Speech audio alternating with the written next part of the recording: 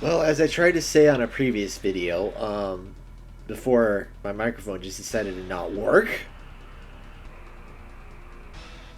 DEFCON 5 was my second FPS with Dark Forces, the original Dark Forces, being my first. I actually didn't play Doom or Wolfenstein 3D till like my mid to late teens. My third FPS was GoldenEye on the N64, and that's pretty much what got me into the genre, with Half-Life solidifying it. So this list will not have any of the really old PC Engine games from like the pre-90s, because number one, I don't really like going past the 90s unless it's the NES. And number two, most of those are like PC Engine, and who cares? Most people see this series as a console experience anyway, since the PC didn't really get anything until the Craig area, apart from that odd Nightfire port.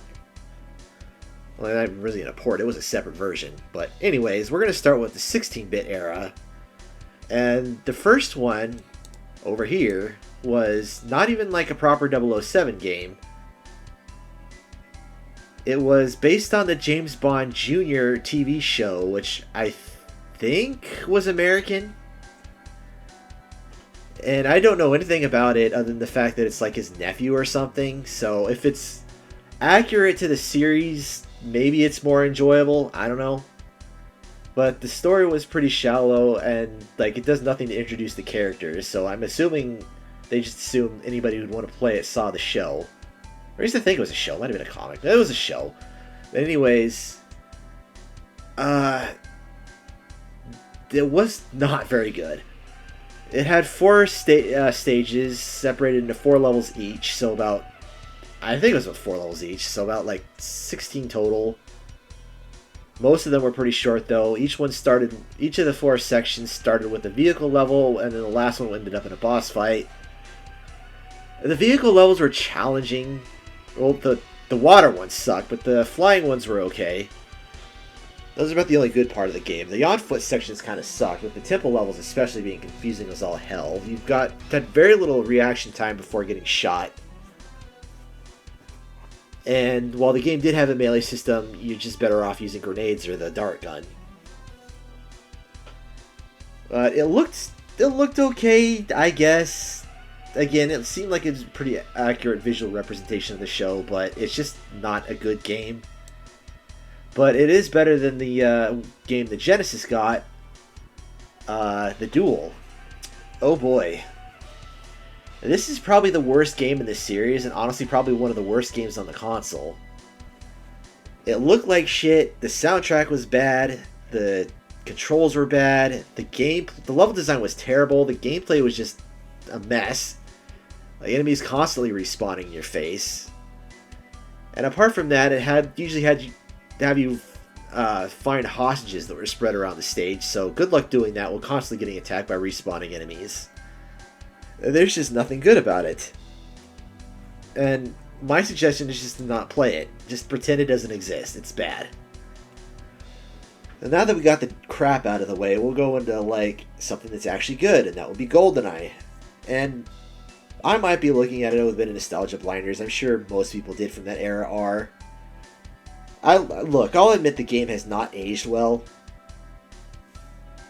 Most games from that era haven't, especially on the 64.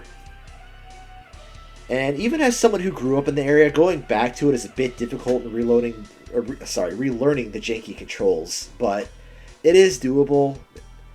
You know, if you're playing on the Xbox or Switch re-release, you can sort of play it like a modern shooter with double sticks, although the fact that they didn't compensate for the N64's lower sensitivity does make precision aiming harder than it already was. And the game does seem smoother on the Switch, but maybe I'm just remembering wrong. Anyways, now that I got that out of the way, the game is damn good, okay? It was pretty revolutionary for console shooters. Like, I can see people who grew up playing like Doom and stuff maybe not being that impressed. But for those of us who are just playing Doom clones, either on the DOS like I did with Dark Forces or playing some of those PS1 games, early PS1 games. Yeah, this was something special. It looked pretty good when it first came out. It had an iconic soundtrack. Sound effects were cheesy by today's standards, but they did their job. But the game did not follow the movie that well, and that was actually to the game's credit. Because there were a lot of scenes that were either not in the movie at all, or 007 did not have anything to do with. And while the game is short by today's standards, the fact that there were as many stages as there were, and they are highly replayable, combined with the fact that the game is legitimately challenging on the higher difficulties, you didn't really notice it back then. Plus, it did something unique with the difficulties themselves. And instead of just doing what most games do and just making enemies stronger and the player weaker, it also changes up the flow of some of the levels and adds additional objectives. So playing on 00 mode, or 00 agent, is probably going to give you a different experience than just start when you first play the game on the basic difficulties. Plus, when you get through with that, there's 2 unlockable stages, and you also unlock something called 00 difficulty, which allows you to customize your experience. I kind of like doing a realism mode with making enemies have basically no health, but also drastically reduces the player health, so you die in a couple of shots. Yeah, all that kind of stuff was just unheard of back then. And it was pretty much one of the greatest of the systems until Perfect Dark came out, and was pretty much everything GoldenEye was, but better in every way. Seriously, if anybody who's played GoldenEye has not played Perfect Dark, I would suggest going and playing that, since it's a spiritual successor to it. And even more so since the Xbox version remaster is quite nice. But anyways, Undisputed S tier. You can say it's overrated all you want. I'm just going to respond with it hasn't aged well. But that doesn't change the fact that at the time it was iconic. Anyways, this is when they started actually cranking out games as a whole to capitalize on that game's success. And the next one to come out was a game on the Game Boy. Probably a lot of people that bought that played GoldenEye and were like, what the hell is this? Because it's more of a Zelda clone, to be honest. What hurt the game for me is just the fact that so many of the items, it's not puzzle-based like Zelda is. They just put... I mean, there's some puzzles in it, but a lot of times they just put items you need in like really weird locations. They give you no clue to where they are, so you pretty much have to spam the use button to find them. And just checking every corner of each room. The story is not that good, but it does its job for a Game Boy game. My biggest confusion is the fact that they made Oddjob, who's a short guy who's also mute, and they made him big and he talks all of a sudden. But make that make sense. But beyond that, it's okay. You're probably not missing a whole lot if you skip it, but it's worth a playthrough if you ask me. But I don't know, it's a C tier game. It's hard to go back to, especially if you're in the modern era. The next game to come out, I remember when the PS players, which, casual reminder, I had a PS1 before I had an N64, but I remember when them fanboys were like thinking they were going to get a GoldenEye killer, and nope! It wasn't even a first-person shooter. They made a third-person experience, which if you played maybe some of the later third-person games, you think, oh, maybe it's more of a Bond experience. Well, it's not. It plays like a regular third-person shooter. I get the feeling they were trying to go after something like Siphon Filter, and honestly, they should have had the Siphon Filter devs do it, because this game is just bare bones as hell. It's extremely short. It's not very good looking. It's not a good Bond experience, because you're usually just in gunfights with none of advantages a third-person game would give you, like cover shooting or advanced movement. It's just as it is. It's not terrible. It's just not good. It's not even really bad. It's just really short and simplistic. Did have an excellent soundtrack though, one of the best in the series, but C tier nonetheless. Then the world got enough. The world got enough. The world is not enough. I don't think it came out at the same time as the movie, but it had three distinct versions. The N64 version was kind of going for that GoldenEye vibe, but it kind of failed to do that since it was shorter. Oh, I didn't even mention the multiplayer experience for GoldenEye. Yeah, that it's very bare bones by today's standards, but back then, yeah, a lot of us had quite a bit of time playing that on split screen. Though I can understand if people judge it by its multiplayer and being like, this is overrated. Because most people, probably when the remaster came out, most people probably played it once and it's just like, yeah, I had my nostalgia bliss. I'm going back to COD or something. But to me, that was always a better single player game. The World Is Not Enough did have better multiplayer than GoldenEye in my opinion, though it wasn't a whole lot better. Mostly just the fact that A, it had bots, and B, it had a bit more variety to it. The single player, like I said, it was shorter. It was probably the best quote-unquote Bond experience of the versions, since it required a bit more finesse. But the problem is a lot of that was forced due to either a couple of forced stealth missions, and a lot of the levels having annoying fail states that involve civilians running into your line of fire, getting shot, and being like, "Oh, mission failed. Let's just let the bad guy win because you shot some random civilian." Yeah, that's not how it works. But if you can deal with the frustration, it's probably the best version. Though I personally prefer the PS1, but I'll get into that in a minute. Low B. It's just it's frustrating. It's just frustrating to play. It did look fairly good, though. I'll give it that. Even if it is a bit blurry, the weapons looked a lot more detailed, and they actually had reload animations, unlike GoldenEye. Now the PS1 version was a bit dumbed down from the N64, it's probably due to its controls and its system limitations. It was a bit more straightforward. It was shorter, kind of like Tomorrow Never Dies, but that makes sense. It was made by the same developer. This one was probably a bit more movie accurate, had a better soundtrack, but more importantly, it didn't have as many fail states because the stupid hostages getting in the way. So, while this version is more stripped, and it didn't have multiplayer either. That main replay value is just going back and unlocking the cheats. But I still personally prefer this version, but I will say it's top C instead of B.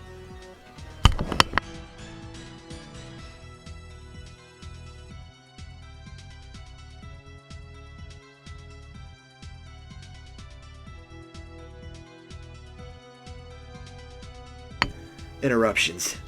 But, yeah. I don't know. I'll admit it's mid, but it's easier to play, and for me, I can go back and play this one and not get frustrated unlike the N64 version. The Game Boy version, on the other hand, was a pile of shit. I think they were going for something similar as the previous Game Boy game, but man, this was not it.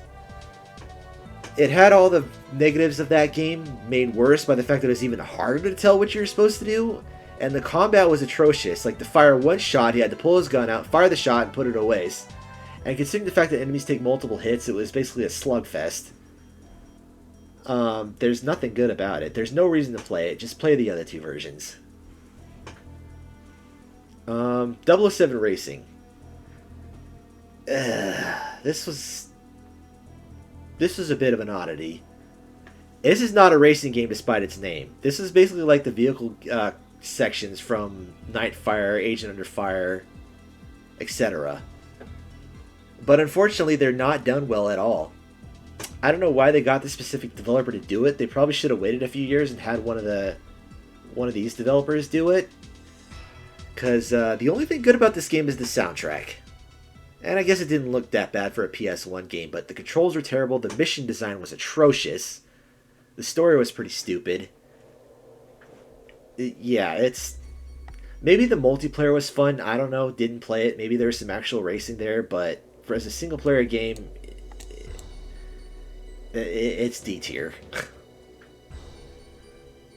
Then we got into the next generation, and Agent Under Fire. was, I don't think it was a launch game, but it did come out fairly early. Uh, I thought it looked pretty good when it launched. Of course, I also played the GameCube version, so I don't know if the PS2 or Xbox versions fared any different, but it looked good, it ran good for its time. It was short, though not as short as the PS1 games. But that was probably its biggest weakness, to be honest. But the missions, while straightforward, were fun. That's the important part.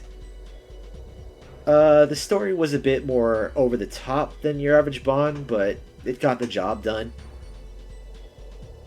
Did have a decent amount of replayability since it had both single-player unlocks and multiplayer unlocks, and the second set required you to not only play the game with a high score, but also find a bunch of emblems that were hidden throughout the levels. The single player was a bit derivative because there, in addition to the regular levels, there's also 2 vehicle sections and 2 rail shooter sections, which they probably could have got rid of the first rail section and put another regular level in, because the second one is kind of decent. And the vehicle sections are short and kind of throwaway, to be honest. They're not bad, but there should have been a few more levels in it. Multiplayer-wise, functionality-wise, it's better than GoldenEye in terms of its content, since the controls were better. And you could actually have bots in it, like the world is not enough, though you can only add up to 4. I don't know if there was online in the Xbox version. I presume there wasn't. And the PS2 version came out before the adapter, so I know that one didn't. But we had a fair amount of fun playing it, though when Nightfire came out, we kind of stopped, because I'll get into that in a minute, but it's a solid game for when it came out. It's not the greatest ever, but as an early PS2 game, it was pretty good. Now, Nightfire, on the other hand, this was made by the developers that did the N64 version of World Not Enough, and they learned from their mistakes, and unfortunately this is the only time they learned from their mistakes. But Nightfire, which I also had on the GameCube, completely blew Agent out of the water. While that's still a good game, Nightfire was almost flawless. It still had the problem of being short, though a lot of the levels were longer than Agent Under Fire's. My only issue with it is there's more vehicle sections, and the vehicle sections are really hit and miss. Like the early ones are pretty alright, but the island infiltration one is bad. I actually prefer the PC version, having it on foot for that section, but we're not getting into that later. Visually, it was way better than Agent Under Fire. It's probably one of the better GameCube-looking games of its time. It still ran pretty well. Better sound design. I think it had a larger variety of weapons, but the mission design for the most part was better, despite the fact that it's still short and, again, a bit derivative. There's a bit more freedom thanks to the grappling hook and a larger amount of Bond moves.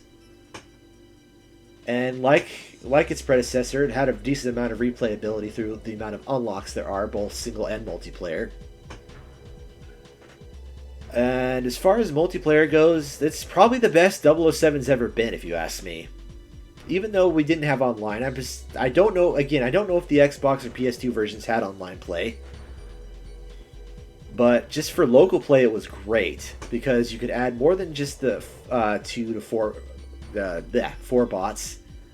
I think you could have a total of 10 players on the field, or was it 8? Somewhere along those lines. You had a lot more customizability through the weapon sets. The only issue I had with the multiplayer is the fact that for whatever stupid reason they didn't allow MI6 characters to fight against each other, which was stupid. But beyond that, there were more modes. There were more interesting modes. Like the GoldenEye mode was pretty fun. You collect I think it was 2 pieces of the GoldenEye satellite, and fires a laser at a random player and instantly kills them. The map design was pretty decent.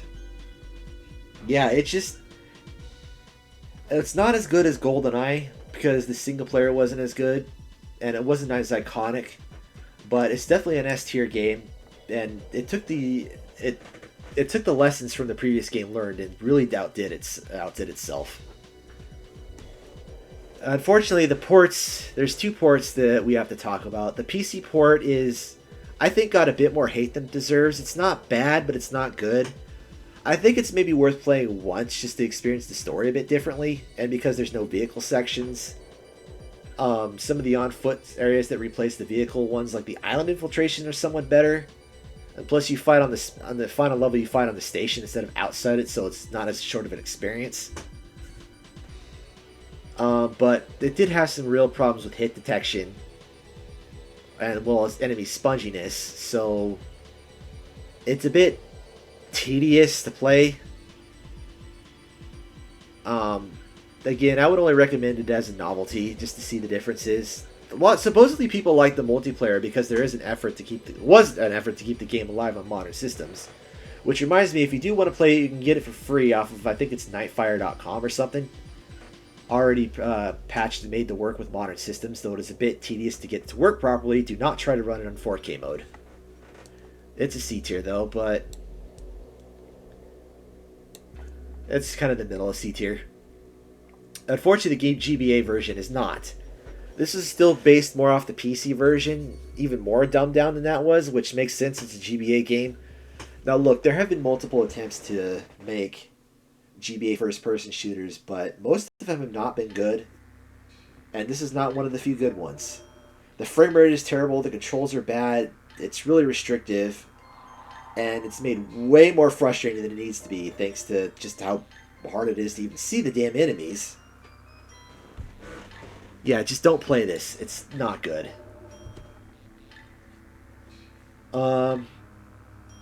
Next, we get into a set of third-person game, which is Everything or Nothing, and I will say this is probably one of the best Bond experiences because it requires more finesse than the straight shooters did. Unfortunately, it does not do the finesse well because the environments are still kind of restrictive, and there are a lot of things that do force you into situations where force you into gunfights, and when you do, that's not because the aiming system sucks, and it's incredibly restrictive on ammo. But I will give the credit for what it tried to do. It just didn't do it very well. And the story is also pretty ridiculous, even by Bond standards. Like, Bond has always dealt with sci-fi themes, but this one just goes full on into sci-fi, like, what was that? It was Die Another Day was the last Brosnan film, and that movie also sucked because it was too over the top. Yeah, it's a B tier, but I would honestly rather play From Russia with Love and Bloodstone.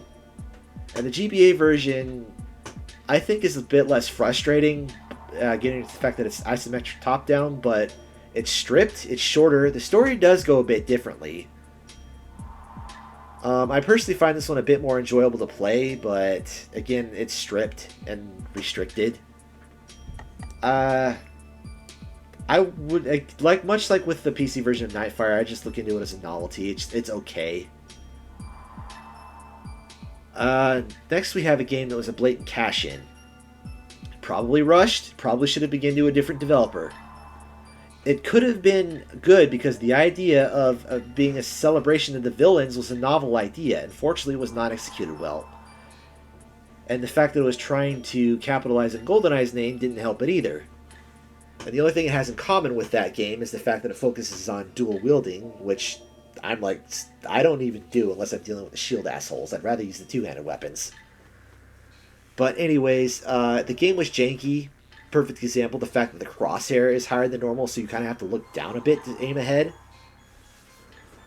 Visually, it did not look that good. It didn't run that well. The multiplayer is pretty much throwaway, and bare bones as hell. The story was pretty badly written and really needed a rewrite. And I don't know, see if you can have a celebration of Bond villains if, like, half of them are missing. That said, I do find it amusing that Scaramanga was essentially their version of Q. But putting the surface issues aside, from a gameplay stance, the campaign was okay. It did have an oddly futuristic tone because even more than the normal Bonds, because there's like freaking hovercraft or hover helicopters that kind of look like sci-fi Harriers flying around all over the place, and really advanced looking tanks. It is over the top, but if you just want a straight shooter, it's okay. It's really not bad. It's just not good. Another C tier game.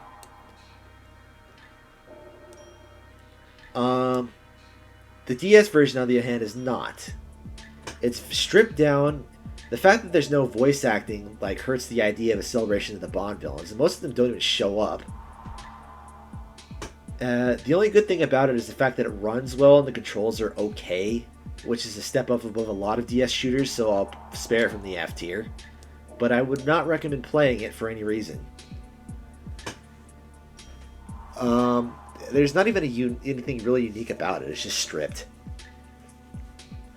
Now, from Russia with Love, I actually like this one better than Everything or Nothing, even though it was a bit more focused on the shooting. I like the idea of going back to the classic films, and they didn't do what they did with the Craig era and freaking shoehorn Pierce Brosnan in it or something. No, they actually got Sean Connery's likeness and even got him to voice it, though it is a bit janky hearing him as he was in his old age compared to how he was in the movie, but I appreciate it nonetheless.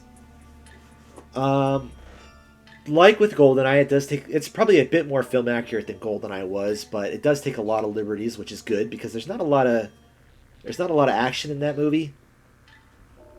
Though there are some iconic scenes from it, such as the boat chase and the underwater canals.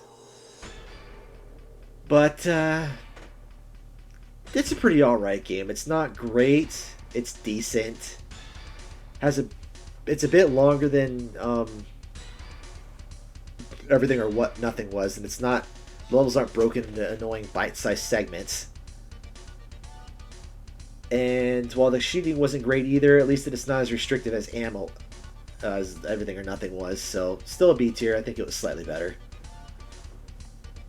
Quantum of Solace. Oh boy.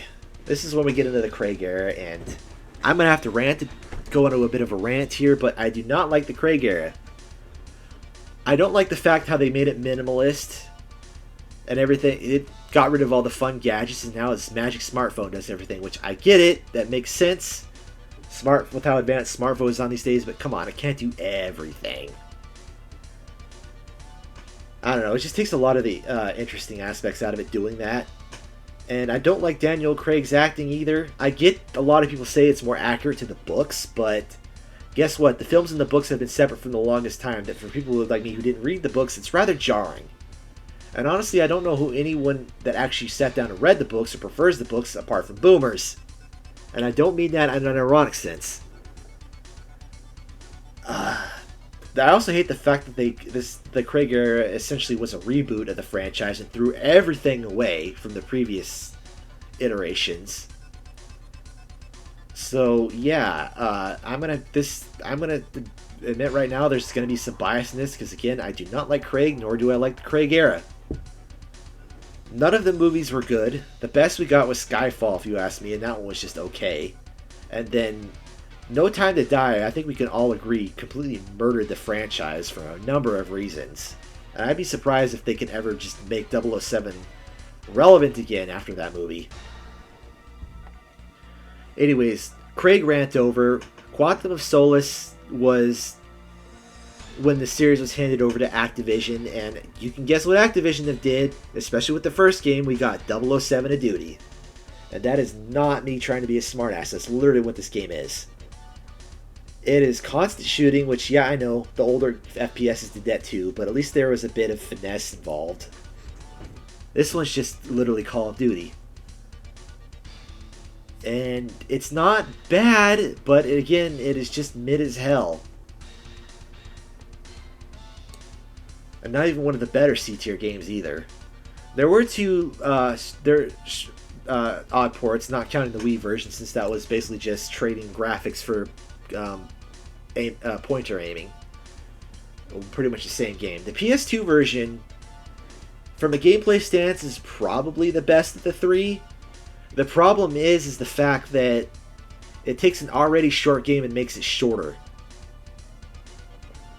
If it hadn't been for that, I probably would have put this into a low B, but unfortunately it's also going into C. Because that was just beyond stupid of them to do that. And unfortunately the DS version isn't much better. In fact, it's probably still the worst version.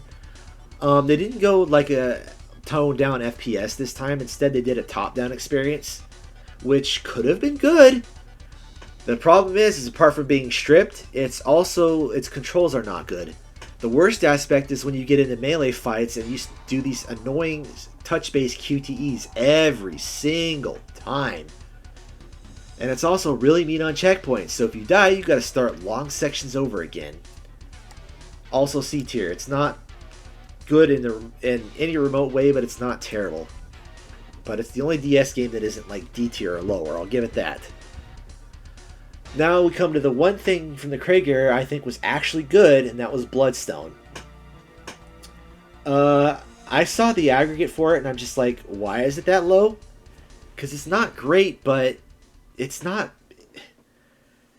great, but it's better than the other third-person games. This one has more of a Uncharted feel, and honestly, I think that was probably the way to go for the third-person games. And if we ever do get another one, probably just mirror something similar to what this did, but make it less restrictive. Because to me, that was the game's biggest problem, is it was kind of restrictive on what you could do. It did have options for stealth, apart from times when it forced you into active combat, which I don't understand why they did. If they're just gonna force you into active combat, and this goes for all the third-person games, just make it an FPS. But anyways, I think being a cover shooter was probably for the better. There's not a lot of like getting around enemies like in using the grapple gun in Everything or Nothing, but the combat itself is just so much smoother, as is the takedowns. The plot was alright. It was actually fairly believable, and honestly one of the better Craig era plots. Really the only major complaint I have is just the fact that the amount of times it forces you into shooting, and the fact that the vehicle sections kind of suck. But, yeah. I think it's probably the best of the B tiers. Unfortunately, the DS version is just the stripped down version, so don't play it. The fact that there's a PC version this time means you really have no excuse to not play the DS version. Again, it's not terrible. Probably the best of the DS DS shooters, but it's still kind of bad and very stripped. Next we have something that a lot of people liked and I despise because it was a complete mockery of what it's based off of. The GoldenEye remake. And the worst part is we were set to get a proper remastered like Perfect Dark got until Activision was like, nah, we're going to turn this into more 007 and Duty. And boy was that a mistake. Oh, where do I begin? It is better than Quantum of Solace from a gameplay standpoint. Hell, I'd probably even put the main versions into B if it didn't butcher its source material so badly. Like, this isn't a remake, this is a reimagining. And the fact that they're inserting Craig era stuff into like a Brosnan era is just stupid. And some of the changes don't even make sense. It's like, why is Janice's base in Nigeria now instead of Cuba? Like, that, why? I don't know. Like, a lot of the errors from the N64 game were just removed for reasons, I guess. That's not to say the game's short, because it does drag out the levels that it has quite a bit. I will say there's definitely more options for finesse and stealth than there were in Quantum of Solace. But there are also a lot of times where it forces you into active combat, which, again, it's 007 and Duty. But, again, part of me will appreciate the game for being better than Quantum of Solace, but I also despise the game for just making a complete mockery of both the original game and the original movie. Which I don't even think the movie was that great. Like, it was good, but it wasn't that great. But it's still a hell of a lot better than what they did in this remake. C tier for the Wii version. The DS version and the and GoldenEye Reloaded, on the other hand, are a bit at oddities. Because Reloaded is mostly the same game with better visuals, a better frame rate, and some extra content. But the problem is it comes with some new bugs that the Wii version didn't have. And the other problem is just the fact that you lose the better pointer controls unless you haven't moved and just know. But even still, it's not going to take away the stank of just ruining GoldenEye. So I will say that's probably the best version to play, but I will never have a good taste in my mouth for what they did to that movie/game. The DS version, on the other hand, is the opposite of Reloaded, where it's got less content, looks worse, and runs worse. And when I say runs worse, I mean it runs worse. It's worse than any of the Call of Duty side games on the DS. Like, that frame rate is atrocious. Don't play it. It's basically a stripped down version of the Wii version anyway. Just either play the Wii version or play Reloaded. And unfortunately, the last game doesn't really get much better. I think this got a bit more hate than it deserved, to be honest. I saw the aggregate, and it's like, there's no way it's that bad. Now, for the record, I did play the Wii U version, and I only paid $15 for it, so maybe that's why I'm a bit nicer for it, because the Wii version came out later. I don't remember how much later. It might have been a year. But unlike the main console versions, the Skyfall mission is included on the disc. You didn't have to wait for the movie to come out. So, which, by the way, from what I heard, the Skyfall DLC is not even available anymore for the other versions. So the only way to play this game legitimately and not be in an unfinished game is play the Wii U version, unless you already have it downloaded, or you use a Yoho copy. But I thought it was okay. Like, I don't like the fact that they did the same thing as GoldenEye and insert Craig and Craig era bullshit into old films and completely ruin them. But I don't think it ruins them nearly as bad as GoldenEye did. Maybe that's partially because it only takes like 2 levels from each film, which has 1 film for each Bond, so that's 5 missions with 2 levels each, plus the Skyfall DLC makes a total of 12 levels. It's short, but that's probably better off, to be honest. Probably the biggest problem I have with the game is the fact that it has these awful melee sections where you have to do these QTEs of moving the sticks in a direction you want to punch, left or right, up and down. And while these aren't that bad at the beginning, they get ridiculous later on.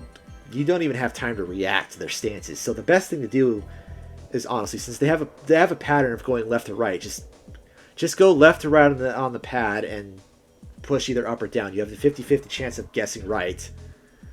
And more often or not, you can bullshit your way through these melee sections just by doing that.